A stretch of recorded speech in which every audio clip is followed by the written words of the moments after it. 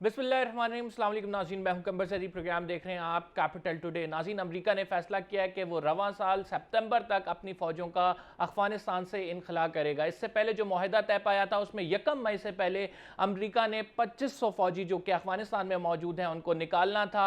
लेकिन अमेरिका की जानिब से अब बयान आया है कि ज़मीनी हक़ाइक़ को देखते हुए ये पॉलिसी तैयार की गई है और अगर तालिबान की जानिब से मुआहदे की पासदारी ना की गई तो जंग की जानिब भी जा सकते हैं, जंग की तरफ बढ़ा जा सकता है। इसके साथ अफ़गान तालिबान की जानिब से भी बयान सामने आया और अफ़गान तालिबान ने कहा है कि जो इनखला ना होने की सूरत में धमकी दी गई है कि इसके संगीन नताइज अमेरिका को देखने होंगे। इस हवाले से बात करेंगे, क्या अफ़गानिस्तान से पुरअमन तौर पर अमरीकी अफवाज का इनखला मुमकिन हो सकेगा। दूसरी स्टोरी प्रोग्राम में शामिल करेंगे इसराइल और ईरान के हवाले से। इसराइल और ईरान की जो खुफिया लड़ाई है वो ख़तरनाक मोड़ तक आन पहुंची है। ईरानी जौहरी मरकज़ पर हमला हुआ एक, और इसकी जिम्मेदारी इसराइल ने कबूल की। मुबैना तौर पर ये इसराइली एजेंसी मुसाद की जानिब से, खुफिया एजेंसी जो है उसकी जानिब से ये कार्रवाई की गई है और ईरान ने कहा है कि हम इस कार्रवाई का बदला लेंगे, बाकायदा तौर पर धमकी दी गई है। ईरान और इसराइल के मामलात को भी डिस्कस करेंगे आज प्रोग्राम में। और तीसरी स्टोरी जो प्रोग्राम में डिस्कस करेंगे हम वो फ्रांसीसी एम्बेसडर के हवाले से है। फ्रांसीसी एम्बेसडर जो है उसके हवाले से एक मजहबी तंजीम पाकिस्तान में एहतजाज कर रही है। गुज़िश्ता 3 रोज़ से उसका एहतजाज जारी है और उनका कहना यह है कि फ्रांसीसी एम्बेसडर को मुल्क बदर किया जाए। इसके क्या नताइज हो सकते हैं, क्या मुमकिन तौर पर पाकिस्तान फ्रांस के एम्बेसडर को वापस भेज सकता है या नहीं। नाज़रीन, प्रोग्राम में हमारे साथ एम्बेसडर आसिफ दौरानी साहब मौजूद हैं, साबिक सफ़ीर रहे हैं ईरान और अफ़गानिस्तान के। ब्रिगेडियर साद नज़ीर साहब हमें ज्वाइन कर रहे हैं, दिफाई तज्ज़ियाकार हैं। और ताहिर खान साहब हमारे साथ मौजूद हैं, सीनियर तज्ज़ियाकार हैं, अफ़गान उमूर पर गहरी नज़र रखते हैं। ताहिर खान साहब से आगाज़ करूँगा। ताहिर साहब, आप क्या समझते हैं कि अमेरिका की जानिब से ये स्टेटमेंट आई है और कहा है कि सितंबर में अब अफ़गान फोर्सेस का इनखला होगा, क्या पुरअमन तौर पर ये इनखला हो पाएगा? बहुत शुक्रिया आपका। मेरी नज़र में एक गैर यकीनी की सूरत हाल तो जो कल अमरीकी मीडिया ने 11 सितंबर तक जो फ़ौजें निकालने के हवाले से बात की है, रिपोर्ट्स दी है, तो एक गैर यकीनी की सूरत हाल तो पैदा हो गई है। और आपने दुरुस्त कहा कि तालिबान ने तो कहा है, उसके मैं कमेंट्स देख रहा था उनके वेबसाइट्स पे, तो उसमें तो यही लिखा है कि अगर फौजी नहीं निकलते गैर मुल्की तो वो जंग शुरू करेंगे। जंग तो वैसे भी अफगान फोर्सेस के खिलाफ तो है, बावजूद दोहा मुआहदे के, गैर मुल्कियों के खिलाफ नहीं है क्योंकि दोहा मुआहदे में एक जंग बंदी है। लेकिन अगर जो अहम नुक्ता है, जो 4 बुनियादी नुकात है दोहा मुआहदे में, उसमें सबसे पहले वाला गैर मुल्की अफवाज का 14 महीनों में, यानी जो बनता है 1 मई, तो अगर एक फरीक उस पर अमल नहीं करता तो दूसरे फरीक को आपने मौका दे दिया कि वो भी रिव्यू भी करे और वो ऑप्शन इस्तेमाल करे कि वो फिर बाउंड नहीं होगा, जो गारंटी वाला एलिमेंट है और जंगबंदी वाला जो एक मामला है।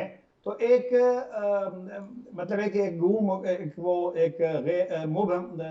एक गैर यकीनी सूरत हाल तो पैदा होने का इम्कान है। लेकिन जब अमेरिका एक बाज़ाब्ता ऐलान करेगा, जिसका आज इम्कान है, फिर तालिबान का भी रिएक्शन आएगा। लेकिन बहरहाल जो हो रहा है वो ठीक नहीं हो रहा। ठीक है दुरानी साहब, आज एंटोनी ब्लिंकन की जानिब से हमारे आर्मी चीफ को फ़ोन आया और उसमें दो तरफ़ा उमूर पर तबादला ख्याल भी हुआ। आप समझते हैं ये जो कशीदा सूरत हाल अब बन गई है, जो हम देख रहे हैं कि दोनों जानिब से स्टेटमेंट्स आ रही हैं और बाकायदा तौर पर अमेरिका की पॉलिसी स्टेटमेंट भी आई है, तो पाकिस्तान कोई किरदार बीच में अदा कर सकता है? मेरे ख्याल में ये जो अब तक की सूरत हाल है इसमें ज़ाहिर है पाकिस्तान का भी रोल रहा है। तो इसमें और ये अहम बात है कि अमेरिकी सेक्रेटरी खारजा ने आर्मी चीफ को फ़ोन किया है। ये इस बात का आमाज़ है कि अमेरिकियों को इस बात का भी एहसास होगा कि अगर वो डिले कर रहे हैं अपने इनखला को 3 के लिए, तो उसके नताइज जो हैं मुरतब हो सकते हैं और ख़ासकर तालिबान जो है वो उस पर हमला कर सकते हैं। तो इस कॉन्टेक्स्ट में यकीनन पाकिस्तान जो है वो एक सोबरिंग इम्पैक्ट ला सकता है इस तालिबान को ये समझाने में कि अगर वो इस किस्म की जो है जल्दबाजी करेंगे تو اس سے جو ان کے جو افغانستان میں پیس پروسیس ہے اس کو نقصان پہنچ سکتا ہے. تو میرے خیال میں جی میں سمجھتا ہوں کہ پاکستان اپنا رول ادا کر سکتا ہے. جی بریگیڈ صاحب مجھے یہ بتائیں کہ امریکہ کے خلاف جو ریزیوم اگر آپریشن طالبان کر دیتے ہیں تو امریکہ نے بھی یہ دھمکی دی ہے کہ وہ نکلے گا نہیں اور یہ جنگ جاری ہو جائے گی، پھر جنگ کا معاملہ جو ہے طالبان کے خلاف وہ دوبارہ شروع ہو جائے گا. آپ سمجھتے ہیں کہ ایسی صورتحال میں جب ایک افغان پیس پروسیس ایک اپنے حتمی مراحل میں ہے تو اس طرح کے شک و شکو جو ہیں وہ پیدا ہوں گے اور اس کے ساتھ ہم یہ بھی دیکھیں گے کہ جو یہ اسپوائلرز کا رول ہے وہ بڑھ جائے گا؟ جی بہت شکریہ. اب وہ دو چیزیں امریکہ کے سامنے ہے. ایک تو یہ ہے کہ طالبان کے ساتھ جو پہلا معاہدہ ہوا ہے جس کے تحت 1 مئی کو انہوں نے نکلنا تھا، اس میں تھوڑا سا ڈیلے تو وہ چاہتے ہیں کہ شاید 9/11 کا جو ڈیٹ ہے اس کے ساتھ کنسائڈ کر کے 2 ڈیکیڈز کے جنگ 20 سالہ جنگ ختم کر کے اور نکل جائے. دوسرا ان کے ساتھ یہ ہے کہ کیا افغانستان میں جو 20 سال انہوں نے کیا ہوا ہے اس کو ایک سٹیبلائز کنٹری کے طور پر چھوڑنا چاہتے ہیں یا ایک ایسے طریقے سے کہ وہاں پر دوبارہ بدامنی ہو اور جو کچھ حاصل کیا ہے امن کے ذریعے یا بات چیت کے ذریعے اس کو ضائع کیا جائے. میرے خیال میں کہ فی الحال امریکہ دباؤ ڈال رہا ہے تاکہ یہ جو ایکسٹینشن ہے یہ ان کو مل جائے اور ان کو ٹرمپ کا جو تھا کہ یہ ارریسپانسبل وڈرال ہے اس کو ایک ریزنیبل وڈرال میں چینج کر دے یا اس کو ایک کنڈیشن بیس وڈرال میں چینج کرے. ایک تو یہ بات ہے. دوسری بات یہ ہے کہ جہاں تک امریکہ کا تعلق ہے تو ان کا ہم نے پہلے بھی دیکھا ہے کہ وہ اس طریقے سے ملکوں سے نکل جاتے ہیں. عراق سے نکل گئے تھے، اس کے علاوہ ویتنام سے نکل گئے تھے، اس طرح باقی ممالک سے بھی، اور ان کو اسی طرح سے چھوڑا تھا. تو میرے خیال میں کہ ان کا سٹے بیانڈ سپٹمبر تو نہیں ہو سکتا. البتہ سپتمبر تک اگر ان کو ٹائم مل جاتا ہے اور طالبان کو کسی طریقے سے کچھ لو اور کچھ دو کے تحت ان کو ایگری کرا لیتے ہیں تو وہ اپنے پریشر ٹیکٹس استعمال کر کے، جس طریقے سے اشرف غنی کو انہوں نے لیٹر آف لو لیٹر دیا تھا کہ بھائی پھر طالبان کے ہاتھ میں سب کچھ چلا جائے گا، ہم ان کو چھوڑ دیں گے جو مرضی کرنا چاہتے ہیں، سپرنگ اوفینسیو بھی لانچ ہوگا جس طرح طاہر صاحب نے اس کا ذکر کیا. تو میرے خیال میں کہ فی الحال امریکہ کے پاس یہی 3 مہینے کا سوال ہے. اب 3 مہینے کا سوال کیا وہ جو ٹرکی میں مذاکرات ہے اس میں انٹرنیشنل کمیونٹی کو ساتھ ملا کر اس کو طالبات سے منگوا لیں گے، مطلب اس کو منوا لیں گے یا نہیں. یا دوسری بات یہ آ جاتی ہے کہ ان کو یہ فکر نہیں ہے کہ افغانستان ڈی اسٹیبلائز ہو یا وہاں پر مزید جنگ اور اس قسم کا سول وار ہو، اس لیے کہ وہ کنٹریز کو پہلے اسی طرح سے چھوڑتے رہیں. تیسری بات یہ آ جاتی ہے کہ آیا وہ طاقت کا استعمال کریں گے، تو طاقت کا استعمال انہوں نے 20 سال کر لیا، اس کا نتیجہ آپ کے سامنے ہے. تو میرے خیال میں that will be foolhardy on the part of President Biden کہ اس کو مطلب ہے وہ جو سرج والی پالیسی ہے یا دوبارہ مدر آف آل بم والی پھینکتے والی پالیسی ہے یا نان اسٹیکٹرز والی پالیسی ہے اس کو پرسو کر سکیں. بلکہ اب جو وڈرال ہے جی سعد صاحب یہ جو آپ تمام باتیں کر رہے ہیں آپ بالکل صحیح فرما رہے ہیں، لیکن ہم اس سے پہلے یہی ڈیبیٹ کر رہے تھے کہ اگر ان 3 مہینوں میں صورتحال مزید خراب ہو جاتی ہے، دونوں کی جانب سے جو ٹرمز اینڈ کنڈیشن رکھی گئی ہیں ان کو پورا نہیں کیا جاتا، تو اس صورتحال میں کیا مستقبل دیکھ رہے ہیں آپ پھر؟ جہاں تک طالبان کی بات ہے وہ تو کہہ رہے کہ ہمارے ساتھ ہم اگر ہماری کنٹرول آ جاتا ہے تو ہم افغانستان کی سرزمین کو کسی کے خلاف استعمال نہیں ہونے دیں گے.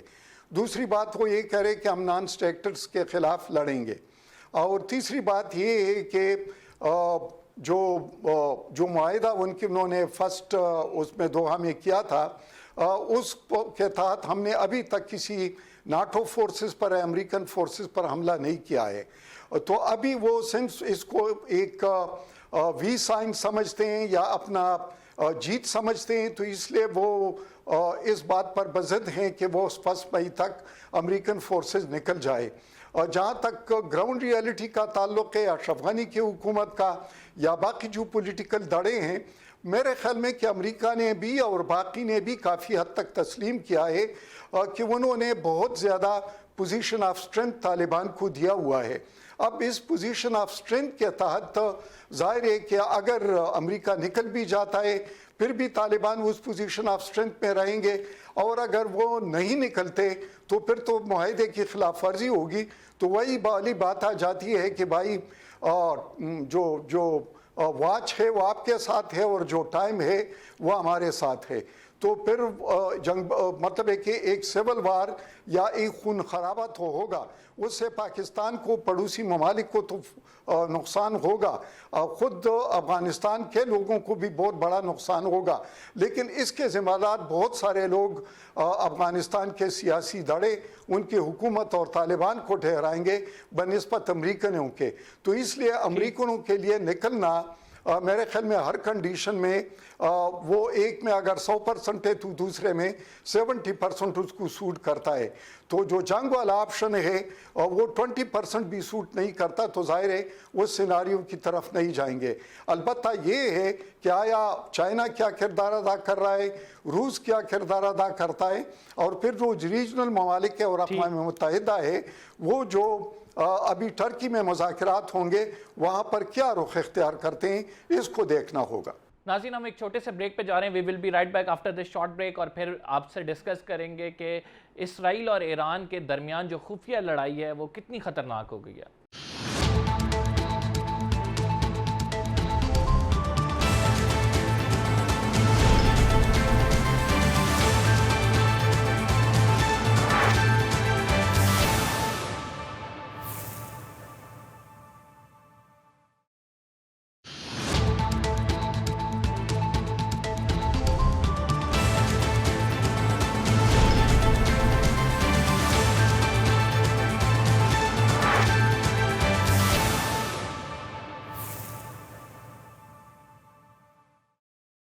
वेलकम बैक नाज़रीन। प्रोग्राम में दूसरी स्टोरी की जाने बढ़ते हैं, और नाज़रीन वो दूसरी स्टोरी है क्या ईरान और इसराइल के जो मामलात हैं, जो खुफिया लड़ाई चल रही है वो ख़तरनाक मोड़ तक आन पहुंची है, क्योंकि ईरानी जौहरी जो है मराकज़ उस पर हमला हुआ और उस वो दहशतगर्द हमले की ज़िम्मेदारी जो है इसराइल ने कबूल की। कहा यह जा रहा है मुबैना तौर पर यह इसराइल की खुफिया एजेंसी मोसाद की जानिब से हमला हुआ है, और ईरान ने धमकी दी है कि वो इसका बदला लेंगे। इससे पहले हमने देखा कि ईरानी जो जौहरी साइंटिस्ट हैं उनका भी कत्ल हुआ। तो एक क्या मनसूबा बंदी के तहत ये तमाम मामलात हो रहे हैं, आसिफ दुरानी साहब से मैं जानना चाहूँगा। जी बिल्कुल है, इसमें तो ये कोई नई बात नहीं है। अगर आपको याद हो कोई 10 साल पहले भी इनफैक्ट अमेरिका और इजराइल ने मिलकर जो है न्यूक्लियर फैसिलिटी है उसमें उन्होंने सैबोटाइज किया था, और वो नातांज कुछ दिनों के लिए शट डाउन हो गया था। उसके बाद ये अमेरिका ही ने जो है वो एक जो मैलवेयर जिसे कहते हैं उन्होंने उसके सिस्टम में जो है ख़राबी लाने की कोशिश की थी, जिसको स्टटनेक्स कहते हैं। वो उन्होंने मैलवेयर वहाँ पे इंट्रोड्यूस किया ईरानियन न्यूक्लियर उस पर। मकसद ये था कि ईरान को जो है वो न्यूक्लियर रूट की तरफ जाने से हर सूरत में रोका जाए।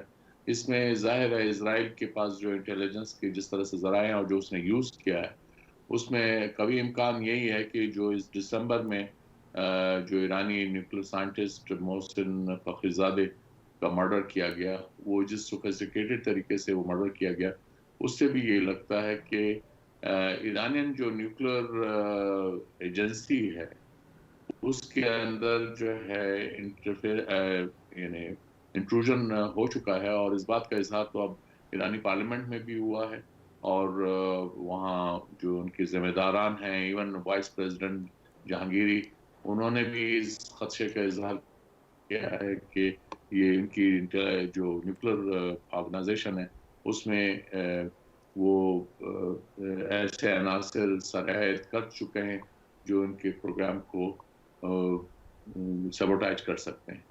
तो सूरत-ए-हाल जो है यकीनन सीरियस है। इसमें अब ईरान के वज़ीर ख़ारजा ने भी इस बात का इंदिया दिया है कि हम इसका बदला लें। जो इजराइल ने ऑफिशियली तो नहीं कहा, लेकिन जो इंस्पाइक्स के ज़रिए से उन्होंने ये बात ایک طرح سے بتا دی ہے کہ نتانز میں جو اس وقت جو واقعہ ہوا اس میں اسرائیل کا ہاتھ ہو سکتا ہے. لیکن اہم بات یہ ہے کہ ایران پر جو دباؤ ہے وہ بہرحال موجود ہے، تاکہ اس کو اس بات پہ جو ہے لایا جائے کہ نہ صرف وہ اپنے جو نیوکلیر پرسوٹ ہے اس کو ختم کرے، بلکہ وہ جو دو ایشوز ہیں، ایران کا میسائل پروگرام اور ایران کی جو پالیسی ہے مڈل ایسٹ کے بارے میں، اس کو بھی کمپریہنسو طریقے سے ایڈریس کرے، جو کہ نیوکلیر ڈیل جسے JCPOA کہتے ہیں، جوائنٹ پروگرام آف ایکشن، اس میں وہ یہ دو ایشوز جو ہیں وہ ڈسکس نہیں ہوئے. بریگیڈیئر صاحب، ممکنہ طور پر کیا رد عمل ایران کی جانب سے دیا جا سکتا ہے؟ دیکھ لو، دو چیزیں ایران کے سامنے ہے. ایک تو ان کا جو سینکشن کا مسئلہ ہے، اور جس طریقے سے انہوں نے معاہدہ کیا تھا P5 کے ساتھ +1، اس سے تو امریکہ نکل گئے ہے جس طریقے سے ٹرمپ ایڈمنسٹریشن. لیکن اب بائیڈن کی حکومت داخل ہونا چاہتا ہے، لیکن کچھ ایڈیشنل سیف گارڈ چاہتے ہیں، اور اس کے علاوہ کچھ ایڈیشنل کنڈیشنلٹی بھی ہے. لیکن ایران یہ چاہتا ہے کہ ان پر سینکشنز وہ اٹھا لیے جائے. اس کے لیے جو بات چیت ہو رہی ہے ویانا میں، اس کے موقع پر اس قسم کا ایک سائبر سیبوٹاج جہاں پر کہ بلیک آؤٹ ہوا اور ان کا جو سیفٹی سسٹم ہوا وہ کولیپس کر گیا، جس کی وجہ سے پورا سسٹم پیچھے بھی چلا گیا، ڈیگریڈ بھی ہو گیا، اور اس میں انہوں نے وائرسز بھی چھوڑ دیے. اس سے پہلے بھی انہوں نے ایک دفعہ اس کو آگ لگائی تھی، اور وہ ایران نے اس کو ڈاؤن پلے کیا تھا، لیکن نقصان کافی ہوا تھا. پھر جو آپ نے ذکر کیا ایٹمی سائنسدانوں کی، اور اس کے علاوہ سائبر اٹیکس کی، اور اس کے علاوہ سیٹلائٹ کی، اور بہت سارے، بلکہ ایک اور بھی اگزامپل میں دینا چاہتا ہوں کہ جس طریقے سے لبنان میں اسرائیل نے اٹیک کر کے ان کے اکانومی کو اور ان کو سب کو سبوٹاج کر دیا، اور پھر جو سٹی سٹیٹس تھے وہ ریلی ہو گئے کہ اسرائیل کو ریکگنائز کرے. میرے خیال میں کہ ایسے موقع پر ایران کو دو طرف سے گھیرنا ہے. ایک امریکہ کا جو نئے پالیسی ہے کہ اگر معاہدے میں آنا ہے تو مزید مراعات یا مزید سینکشن یا مزید پابندیاں لگائی جائے ان کے نیوکلیر پروگرام پر، اور دوسرا اسرائیل وہ کام کر رہا ہے کہ اس کو ڈیگریڈ کیا جائے. تو ایک اس کی کیپیبلٹی کو ڈیگریڈ کر رہا ہے، اور دوسرا ان کے جو ریسورسز ہیں ان کو ڈیگریڈ کیا جا رہا ہے. تو یہ ایک سوچی سمجھی پالیسی امریکہ اسرائیل کی. اب ایران کیا کر سکتا ہے؟ ایک تو یہ ہے کہ مسلم دنیا میں پولرائزیشن کی وجہ سے کچھ ڈپلومیٹک آئسولیشن ہے. دوسری بات یہ ہے کہ چائنا انٹر ہو رہا ہے، جو کہ $400 بلین کی وہاں پر انویسٹمنٹ ہو رہی ہے. تو اکنامی کے لحاظ سے ان کے لیے ایک راستہ تو کھل گیا ہے. آیا وہ اس کو کس طریقے سے کاؤنٹر کے طور پر استعمال کر سکتے ہیں کہ اپنے پتے بھی صحیح طریقے سے کھیلے، اور پھر یہ کہنا کہ یہ بالکل پیسفل پروگرام ہے، یہ بھی میرے خیال میں کہ وہ امپلائی اینڈ ڈینائی والی پالیسی جو اسرائیل کی تھی کہ نیوکلیئر پروگرام کے بارے میں، وہ یہ بھی اب ایران نے اپنائی ہوئی ہے. تو ایران ظاہر ہے کہ جس طرح مشکلات میں ہے، وہ ایک نیوکلیئر پاور یا ایٹمی قوت، یا آپ اس کو ویپن سٹیٹ کہہ سکتے ہیں، وہ بننا تو چاہتے ہیں. اور انہوں نے اس سلسلے میں بہت کچھ انویسٹ کیا ہے، اور بہت فیسلٹیز بھی کریٹ کی ہیں نئے، اور سینٹریفیوج سسٹم کو بھی کافی انہانس کیا ہے اور سپیڈی بنایا ہوا ہے. پلس بہت انڈر گراؤنڈ بھی چلے گئے ہیں تاکہ ان کو فزیکلی نقصان بھی نہ پہنچ جائے. دوسرا پولیٹیکل ول بھی ہے. اب اگر ان کے پاس اس طرح کیپیبلٹی آ جاتی ہے تو اسٹریٹجی میں جب کیپیبلٹی اور ول ایک پیج پر آ جاتے ہیں یا آپس میں مل جاتے ہیں تو پھر ان کو کوئی نہیں روک سکتا. بالکل. البتہ یہ ٹائم کی بات ہے.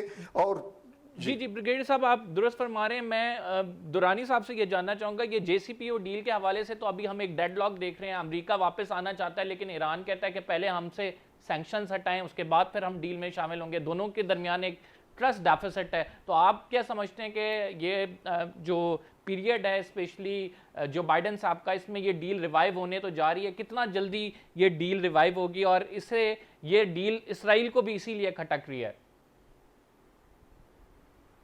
دیکھیے، یہ کتنا جلدی ہے یہ تو بہرحال ڈیپینڈ کرتا ہے کہ نیگوسیشنز کس حد تک کامیاب ہوتے ہیں.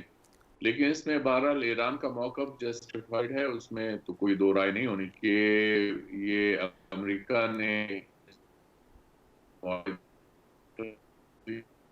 سے نکل گئے. اگر وہ اس میں اگر وہ شرائط رکھیں گے تو میرے خیال میں وہ جسٹیفائی. ہاں معاہدے کے اندر JCPOA کے اندر رہتے ہوئے اگر آپ جو ہے ایشوز کو ریز کرتے ہیں یا ایران نے اگر کوئی وائلیشن کیا ہے وہ اگر آپ پوائنٹ آؤٹ کرتے ہیں تب تو ایران کے خلاف سینکشنز جسٹیفائڈ ہوں گی. لیکن اگر آپ معاہدے سے بھی باہر رہے ہیں اور یہ سمجھے کہ آپ کی چونکہ لگائی ہوئی سینکشنز چونکہ آپ اس وقت ایک نمبر 1 پاور ہیں تو لہٰذا آپ جو ہے ایک طرح سے بلیک میل کر سکتے ہیں باقی دنیا کو جو کہ آپ کر رہے ہیں تو وہ اس کا وہ ایک ہے. لیکن اگر آپ یہ دیکھیں کنٹریز ہیں وہ بھی پریزیڈنٹ ٹرمپ کی ان سینکشن سے خوش نہیں تھے لیکن وہ بھی مجبور تھے. وجہ یہ تھی کہ ان کا امریکہ کے ساتھ EU کا تقریباً $600 بلین کا ٹریڈ ہے جبکہ ایران کے ساتھ ان کی صرف $25 بلین کی ٹریڈ تھی. تو یہ سارے جو ہے اس میں جو اکنامک ایشوز ٹریڈ ایشوز ہیں وہ سب آ جاتے ہیں کیونکہ سینکشنز کا ہی ایک ایسا ہتھیار ہے جو امریکہ نے یوز کیا ہے. لیکن امریکہ کو یہ بھی واضح ہو چکا ہے کہ سینکشنز نے ایران پہ وہ امپیکٹ نہیں جو وہ سمجھتے تھے کر سکے گا. وجہ یہ ہے کہ روس اور چین جو ہے وہ ایران کے ساتھ کھڑے ہیں اور اب جیسے ابھی برگیئر صاحب نے ذکر کیا جو ایران اور چین کے درمیان $400 بلین کا انویسٹمنٹ کا ایگریمنٹ ہوا ہے وہ ایک اس بات کا غماز ہے کہ ایران آئسولیٹڈ نہیں ہے. نمبر 2 چائنا اور روس اور باقی جو ممالک ہیں وہ یہ سمجھتے ہیں کہ امریکہ اگینسٹ یونیلیٹرلزم کے ذریعے اگر اپنی ڈپلومیسی چلانا چاہتا ہے تو اس کے نتائج مضر. ٹھیک میں یہ ہوگا کہ جو ڈسارمنٹ ہے ان ملٹی فورم کے ذریعے طے کیا جائے. بریگیڈیئر صاحب اگر اس بلاک کو دیکھیں روس چین کو اور جو ایران کی سپورٹ وہ کر رہا ہے اور ایران کو اکنامکلی اگر ہم دیکھیں تو کسی نہ کسی حد تک معاہدے بھی ملے ہیں سپورٹ ملی آئسولیشن میں نہیں گیا ہے تو ہم یہ کہہ سکتے ہیں کہ JCPOA ڈیل میں اگر ایران نہ بھی جائے تب بھی ایران کا سروائیول ممکن ہے. دیکھ لو جہاں تک یورپین ممالک کا تعلق ہے وہ تو معاہدے کے ساتھ انٹیکٹ ہے اور وہ تو سمجھتے ہیں کہ ایران اس کو نبھا رہا ہے. وہ جس طریقے سے مانیٹرنگ ہو رہی ہے یا جس طریقے سے امریکہ ان پر دباؤ ڈال رہا ہے کہ نہیں وہ بھی یہ ایشوز اٹھا لیں. لیکن میرے خیال میں جہاں تک ایشیا کا تعلق ہے تو اس میں ایک روس اور دوسرا چائنا سپر پاورز ہیں اور جس طریقے سے امریکہ ایشیا میں داخل ہو رہا ہے وہ تو ایک پالیسی آف کنفرنٹیشن کے تحت آ رہا ہے. اس پالیسی آف کنفرنٹیشن میں چائنا اور رشیا کے ساتھ ایک آپشن ہے کہ وہ ان ممالک کا ساتھ دے جو کہ امریکہ کا یا تو ان کے ساتھ مخالفت میں ہیں یا ان کے لوز الائنسز ہیں تو وہ ان کو جیتنا چاہتے ہیں. اس میں جو امریکہ ابھی جو آسٹریلیا جاپان اس کے علاوہ کوریا اور انڈیا ان کا ایک نیٹو بنانا چاہتا ہے تو ظاہر ہے کہ یہ 2 سپر پاورز ان کو اپنے لیے تھریٹ سمجھتے ہیں. دوسری بات یہ ہے کہ اس میں پھر جو انڈر ڈاگ کا کردار ہے وہ تو پاکستان کا بنتا ہے ایران کا بنتا ہے یا باقی اس طرح ممالک کا بنتا ہے تو ان کو سپورٹ کریں گے اس لیے کہ وہ ان کے کیمپ میں نہیں جانے دیں گے. تیسری بات یہ ہے کہ جو چائنا کی پالیسی ہے وہ اکنامک ایکٹیویزم کی ہے اور اکنامک پروگریس کی ہے تو اس کے لیے جو کاریڈورز ہیں وہ کاریڈورز ایک سی پیک ہے یا سنٹرل ہے اس کے علاوہ باقی چیز ہے تو اس کو وہ کامیاب بنانا چاہتے ہیں اور تب ایران اس کے اسٹریٹجک زون میں آتا ہے تو اس کو ساتھ کیونکہ وہ جو آئل ہے یا انرجی ہے اس کا ایک ریزروائر ہے اور اس کے لیے 20 سال کے تک چائنا کو تیل ملے گا جو کہ وہ فریز ریٹ پر ہوگا تو ظاہر ہے کہ چائنا کا بھی ایک بہت بڑا ایشو جو انرجی کا ہے وہ سالو ہو رہا ہے. تیسری بات میں یہ کہنا چاہتا ہوں کہ ابھی رشیا کا فارن منسٹر پاکستان بھی آیا تھا اور جس طریقے سے پوٹن صاحب کی طرف سے آل آؤٹ ہیلپ کی بات کی گئی ہے تو لگتا ہے کہ پہلے جو روس ہارڈ پاور کے ذریعے گرم پانیوں تک پہنچنا چاہتا تھا ابھی ایک سافٹ پاور کے ذریعے پہنچنا چاہتا ہے اور اس کے لیے پاکستان ایران اور سنٹرل ایشیا یہ ریجن استعمال ہوگا تو ظاہر ہے اس لیے امریکہ کے ساتھ پھر ایک کولڈ وار یا ایک ناٹو قسم کے الائنس جو سامنے آ رہی ہے اس کے مقابلے میں ظاہر ہے کہ ٹریڈ کے ذریعے اور کنیکٹیویٹی کے ذریعے اور ڈپلومیٹک سپورٹ کے ذریعے چائنا اور رشیا جو ہے وہ ضرور ایران کو بھی سپورٹ کرے گا اور باقی اس طرح ممالک کو بھی. اور تیسری بات کہ ان کو اقوام متحدہ میں بھی سپیس دیں گے اور جو باقی سپر پاور کریں گے اگر اس میں اب میرے خیال میں کہ برابری کی بات یہ آ جاتی ہے کہ پہلے تو ناٹو اور وارسا آپس میں لگے ہوئے تھے لیکن ایک طرف پر پڑا بھاری تھا کیونکہ امریکہ تھا, برطانیہ تھا, دوسری طرف فرانس بھی تھا, لیکن ابھی روس اور چائنا ایک پیج پر ہو جائیں گے اور اس کے ساتھ ظاہر ہے کہ باقی ممالک تو پھر یہ ایک بیلنسنگ فیکٹر پہ کام کریں گے. Right back after this short break ناظرین, اور پھر ڈسکس کریں گے ہم فرینچ امبیسڈر کے حوالے سے کیا ان کو ملک بدر کیا جا سکتا ہے, اس کے کیا نتائج ہوں گے, اس پر بات کرتے ہیں ایک چھوٹے سے بریک کے بعد.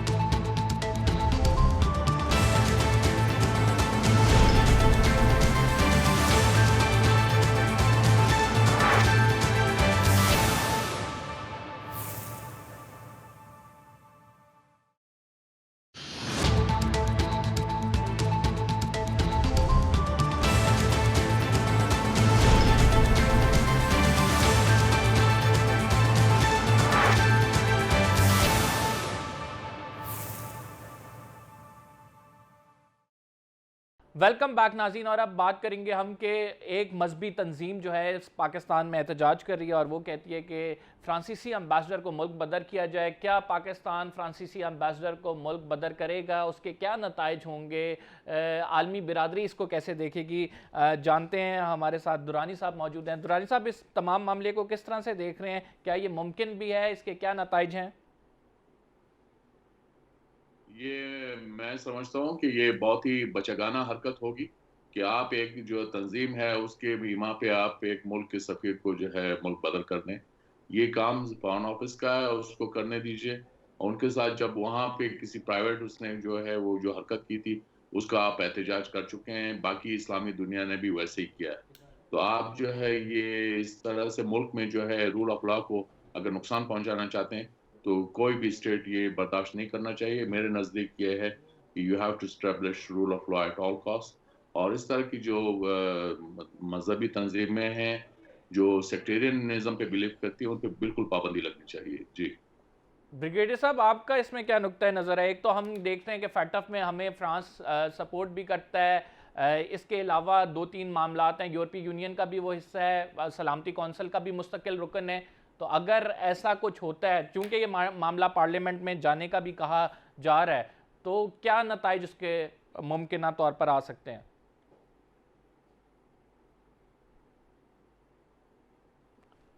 وہ یہ ہے کہ فرانس میں انہوں نے جو بلیسمی تھی یا جو کارٹون تھے وہ انہوں نے اسٹیٹ لیول پر اس کو ڈسپلے کیا ہے اور اس کی سپورٹ گورنمنٹ کی تھی.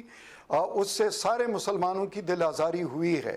یہ یقینی بات ہے, خواہ فرانس کتنا بڑا ملک یا سپر پاور بن جائے, مسلمانوں کے جذبات جو ہے وہ اپنی جگہ پر, اگر یہ ایک سیکٹیرین گروپ ہے تو وہ بھی پھر ایک ایسے ملک کے طور پر وہ خود کو ڈسپلے کر رہا ہے یا وہ کام انہوں نے کیا ہے جنہوں نے پورے مسلمانوں کے ساتھ زیادتی کی ہے. اور وہ میرے خیال میں کہ یہ ایک ان کا جو حرکت تھا جس کے پیچھے یورپین یونین بھی تھا, یہ ایک اسلاموفوبیا کے عکاس تھا اور یہ ایک اوور کل تھا, بلکہ انہوں نے مسلمانوں کو ایک قسم کا اشتعال دلایا.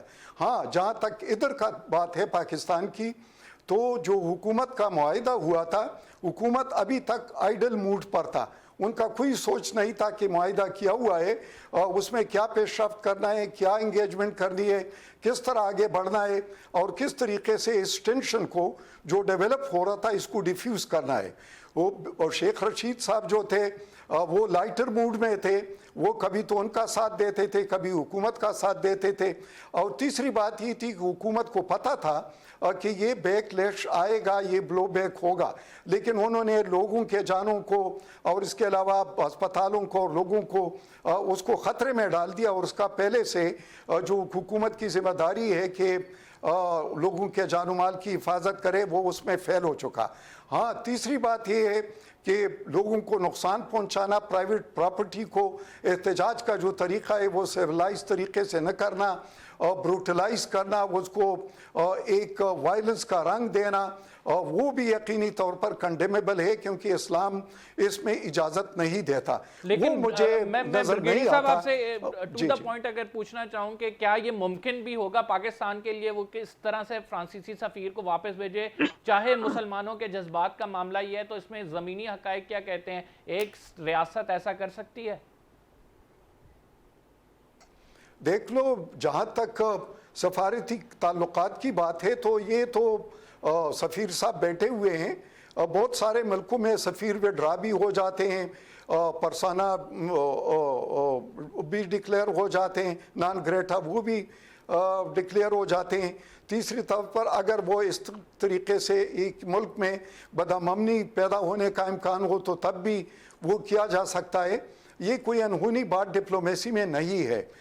دوسری بات یہ ہے کہ پاکستان کو ایک اسلامک فورم سے اور پھر اسپیشلی OIC سے ایک قرارداد پاس کروانا چاہیے تھا، ڈپلومیٹکلی اس کے لیے ایفرٹ کرنا چاہیے تھا، تاکہ یہ سب مسلمانوں کا ایشو تھا اور ایک واضح جواب پورے امت کی طرف جاتا۔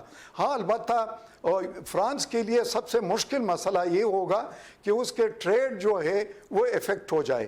وہ ٹریڈ صرف پاکستان سے افیکٹ نہیں ہوگا، بلکہ باقی ممالک سے بھی ہوگا جو کل کوئی اور مسلمان تنظیم ہیں۔ اٹھ تو کے میرے کھڑی خیال میں ہوتی ہے وہ اور وہ طریقے کہتی ہے کہ اپنانے فلاں چاہیے ملک کا تھے امبیسڈر جہاں نکال پر دو، ان کو کیا ہم تکلیف اس زیادہ تنظیم کے پہنچتی کہنے ہے۔ پہ اس امبیسڈر کو نکال دیں گے؟ اگر کوئی اور تنظیم اس طرح کھڑی ہوتی ہے اور پریشر بناتی ہے کہ فلاں ملک کا امبیسڈر نکال دو، ہم اس کے کہنے پہ کسی کا امبیسڈر نکالیں گے؟ نہیں، یہ کسی تنظیم کا کام نہیں ہے، یہ حکومت کا کام ہے، اور حکومت کو اس کے لیے جو اپنی پالیسی ہے یا جو اپنی اسٹریٹجی ہے کہ ادھر انٹرنلی کس طرح ڈیل کرنا ہے اور ڈپلومیٹک محاذ پر کس طرح ڈیل کرنا ہے، یہ حکومت کا کام ہے، یہ تنظیم کا کام نہیں درانی ہے۔ صاحب، اس پر میں آپ سے ریسپانس چاہوں گا۔ بریگیڈیئر صاحب نے جو کامنٹس دیے ہیں، یہ کیا حکومت یہ معاملہ صحیح طرح ٹیکل نہیں کر سکی؟ آپ اس کا آنسر دیں اور پھر ہم پروگرام کلوز کرتے ہیں۔ دیکھیے، ہمارے پاس صورتحال سامنے ہے، لوگوں نے جو ہے قانون کو ہاتھ میں لیا، سڑکوں میں جس طرح سے لوگوں کو تکلیفیں ہوئیں، یہ غلط کام۔ اور اگر وہ اتنے ہی چیمپئن ہے تو وہ جو ملک اتنے قرضے ہیں اس کے لیے کوئی چندہ اکٹھا کر لیں اور ان کو دے دیں۔ یہ ایسی یہ پشگانہ باتیں ہیں، اس میں یہی اسٹیٹ کی کمزوری شو کرتی ہے، اور اسٹیٹ جو ہے کین ناٹ کمپرومائز۔ اور جہاں تک ایکسٹرنل ریلیشنز کا تعلق ہے، آپ جو ادارے جس کو ذمہ داری دی گئی ہے وہ ان کو ٹیکل کرنے دیں، وہ ٹیکل کیا گیا ہے اس کو۔ لہٰذا اس میں جو ہے فارن پالیسی ایشوز میں اس طرح سے اگر یہ مداخلتیں ہوں گی وہ ٹھیک نہیں ہیں، وہ اس کا مسئلہ۔ باقی مسلم امہ اور دنیا کی جب آپ بات کر رہے ہیں وہ تو سارے خاموش بیٹھے ہیں، آپ جو ہے وہ آپ کے کہنے کے باوجود بھی اگر وہ حرکت نہ کریں، کشمیر پہ انہوں نے کیا کر دیا، تو اس لیے ہمیں ذرا ریئلسٹک ہو کے فیصلہ کرنا پڑے گا اور اپنے آپ کو ذرا اپنے اقتصاد کو اور اپنی حالت کو ٹھیک کریں۔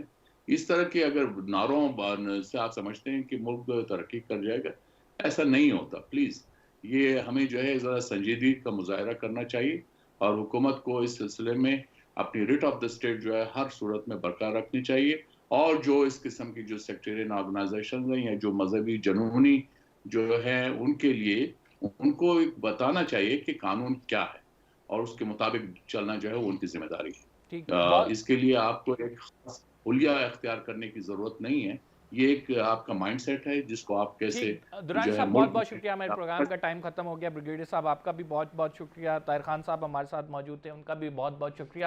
ناظرین، انشاءاللہ آپ سے کل ملاقات ہوگی، فی الحال کے لیے اتنا ہی، پروگرام کا ٹائم ختم ہو گیا۔ اللہ حافظ۔